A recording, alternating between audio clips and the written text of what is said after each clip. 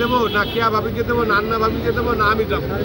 তখন আমি টেকনিক করে আমার একটা ভাগ্নি ছিল ডাক্তার, সিনিয়র ডাক্তার, মাধ্যমে আমি আরেকটা রুগী দেখতে গিয়া ফেলায় টাকা রয়েছে আমাকে চিনছো, আপা কোনো কথা আছে, তোমার কোনো ট্রিটমেন্ট ভালো মতো হইতেছে, সে খালি এইভাবে তাকাইতেছে আর বলতেছে করবো চলে দাও, তা বলবো না, এটাই আমার সাথে।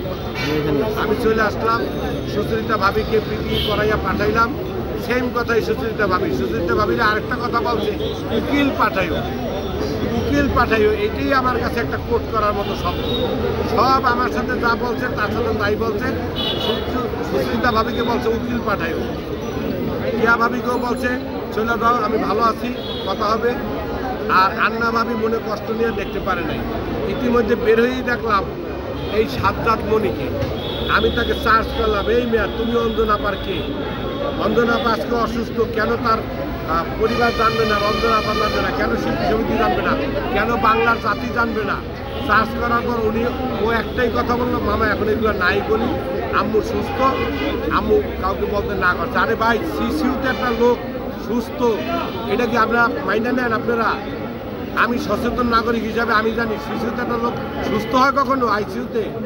আচ্ছা, ওর কাছে সুস্থ, ঠিক আছে সুস্থ, আল্লাহ চাইলে সব কিছুই পারে। এটা আমার মামা আইসিউ থেকে 3বার ফেরত আসছে। অঞ্জনাপাটাও আশাবাদী ছিলাম যে শিশুর থেকে ফেরত আসবে, কিন্তু রাতারাতি কেন তাকে সাবেক পিজি বর্তমান বঙ্গবন্ধু মেডিকেল বিশ্ববিদ্যালয় কলেজ ওইখানে হস্তান্তর করা হলো? আমার প্রশ্ন আপনাদের কাছে, ওইটা কি ইউনাইটেড হাসপাতাল থেকে আপডেট উপরে থাইল্যান্ড, সিঙ্গাপুর, মাউন্ট এলিজাবেথ? না, সরকারি হাসপাতাল হিসাবে অনেক ভালো, বাট ওই জায়গাটা প্রাইভেট তো আলাদা ভালো চিকিৎসা চেষ্টা করে, সেখান থেকে তাকে নিয়ে গেল, ওই জায়গায় নেওয়া মাত্রই তার লাইফ সামনে। আচ্ছা, কেউ জানে না, যারা 2-4 জন জানে তাদের কাছে সাজ্জাদ মনি শুধু টাকা চাইছে, আম্মুকে বের করতে হলে টাকা লাগবে, আম্মুর সুস্থ করতে হলে টাকা লাগবে, এছাড়া উনি কাউরে জানায় নাই। আজকের যে হুমায়ুন, একজন সাংবাদিক, একটা ইউটিউব চ্যানেল আছে, আপনারা তার সাথে যোগাযোগ করবেন। হুমায়ুন তার বাড়িতে গেছে আমাকে এবং তায়েব ভাই, এই শিল্পী সমিতির সহসভাপতি যে ভারপ্রাপ্ত হিসাবে তিনি আছেন, তায়েব ভাইয়ের কাছে অনেক তথ্য আছে, আমার এই বোনের কাছেও আছে, আমাদের কাছেও আছে, যে সে তার ভোটার আইডিতে লেখছে আপনার আজিজুর রহমান কুলি, মানে অঞ্জনাপার হাজবেন্ড ছিলেন, মায়ের নাম লেখছে অঞ্জনা রহমান, তার নাম লেখছে নিশাদ মনি, এই হলো তার ভোটার আইডি। এর চেয়ে তো আর বড় জালিয়াতি কিছু নাই। ন্যাশনাল আইডিতে আমার পিতামাতা জীবিত থাকতেও নাই।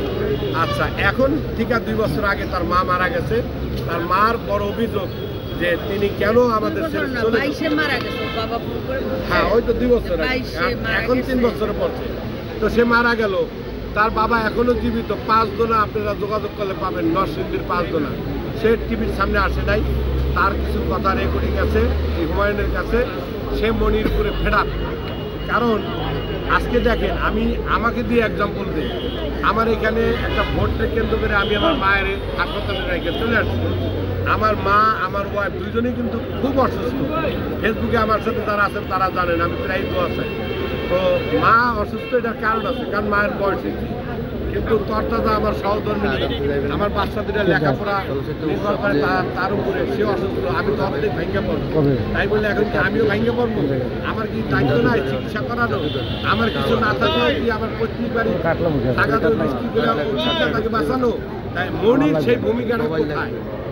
মনি তো বিল হয়ে যাওয়ার পর টাকা চাইছে, কিন্তু তার আগে তো বলবে শিল্পী সমিতির গার্জিয়ান আছে জনাব বিশা সওদাগর আঙ্কেল, যিনি রাত্রিবেলা চলে যায় সব জায়গায়, এবং নায়ক আলমগীর সাহেব নেপথ্যে নাম প্রকাশ না করে টাকা দিয়ে হেল্প করে, তাদের মতো গার্জিয়ানদের কাছে চলে যাবে যে আমার আম্মু বা আগে বোন বলতো আমার বোন সে অসুস্থ, আপনারা বাঁচান। সেটা না করে উনি কখনো ট্রিটমেন্ট করলো, এরপরে পিজিতে কেন নিল? সে বঙ্গবন্ধু কার বুদ্ধিতে নিল? সে একজন গার্জিয়ান।